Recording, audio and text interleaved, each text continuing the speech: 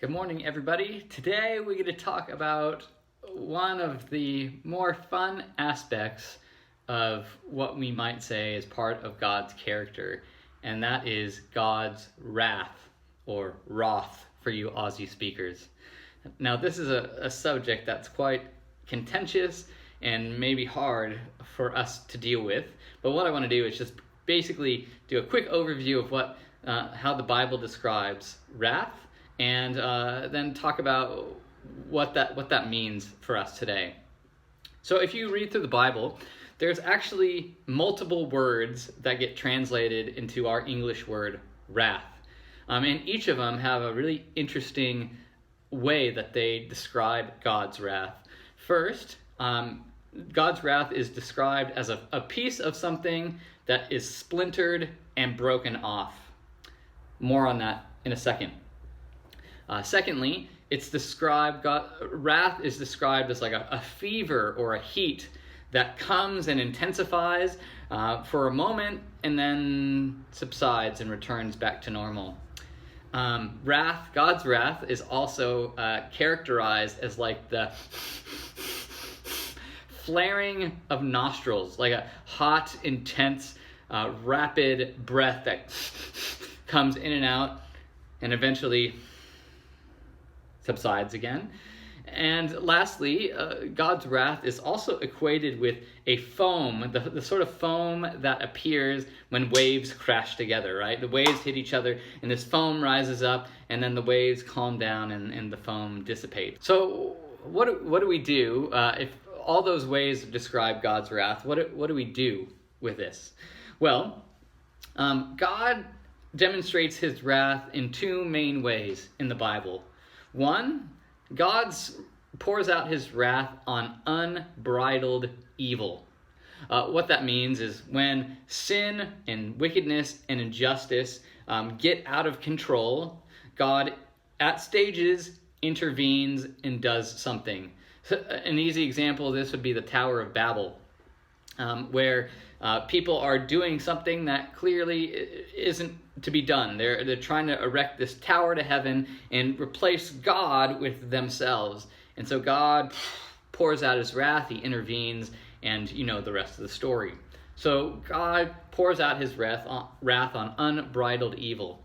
Secondly, God pours out his wrath on people or systems that try to thwart God's kingdom plans. So when someone is actively working against God, or a system, a nation, a country, or a group of people are actively participating in something that is going against God's kingdom design, you'll see times in the Bible where God intervenes. He does this, for example, against the Philistines.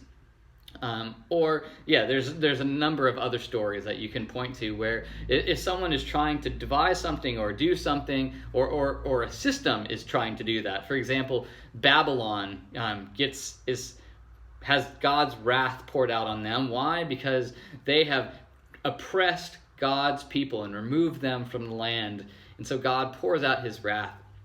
And so God pours out his wrath on unbridled evil. He pours out his wrath on people or systems that are trying to end or thwart God's kingdom plans.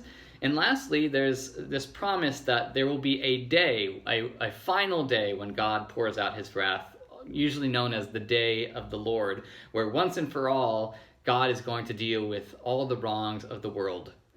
And so where does that leave us? God's wrath, it means that God's wrath is a demonstration of his justice. It's not a main part of his character. Oh, well, what does that mean? Take the example of Jonah. God sends Jonah to Nineveh because God is angry at the way that these people are living. There's unbridled evil. They're trying to thwart the plans of God. They're oppressing God's people. So God sends Jonah to Nineveh to warn them that his wrath is coming. And Jonah refuses. He runs away, but obviously we know the story. He gets swallowed by a fish. He eventually goes, and he preaches this really terrible sermon. He just says, a couple days, you're all going to be wiped out. The end. And it says that there was a great turning back to the Lord of the people of Nineveh. They tore their clothes, they fasted, and they mourned, and they repented. They changed their ways. And then Jonah gets angry, and he goes outside, and he waits for God to pour out his wrath, and he doesn't. And Jonah's like, this is why I didn't want to go, because I knew you were like this. God, I knew that you are slow to anger and you're abounding in love, that you extend your kindness to people that don't deserve it. I knew you were like this, that you weren't a wrathful, vengeful God who's just out to get people, and this is why I didn't want to go. Of all the ways that we just looked at to describe God's wrath, like a piece of something that's broken off, a fever that comes and goes, a nostril flare, and foam that appears when waves crash together, all those things are small and temporary. They don't define what those things are. A wave is a wave, even if the waves don't crash together. And when the foam disappears, it's still a wave. If a chip gets splintered off of a piece of furniture, that furniture doesn't stop being a piece of furniture. It's still a thing. A fever that comes and goes doesn't mean that you are forever sick. It's just something that is there and then it's gone.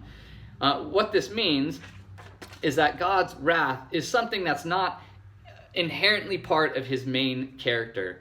It's something that is a description of a bigger part of his character, of his justice and his love. Psalm 30 verse 5 says, God, your anger lasts for a moment, but your favor lasts for a lifetime. So what does this mean for all of us? 3 points. 1, I think it means that you should not find yourself as an enemy of God. If you are living constantly in sin and just doing wicked things, you're not going to be on the right side of this equation. Or if you're actively trying to thwart God's plans and purposes, you better get your act together. That's point number 1. Number 2, we can take comfort in knowing that there is a day coming where God will put all the wrongs of this world to right again. That God's not just going to let evil and injustice and wickedness rule the day, but there will be a final day where God once and for all is going to do away with all those things. And that actually should give us great hope that God is going to intervene and set things right again. And finally, we are to know that our God is abounding in love and readily extends his forgiveness and grace. That is what God's main character is. Someone who is abounding in love. Not someone who's vengeful or wrathful or out to get us or quickly just wants to punish people. That's a small aspect of who God is at certain moments, as we talked about. But God is really a God of love and kindness. That same God is the one who sent his Son while we were still sinners, so Christ could die for us to make us right again. And so that is who our God is.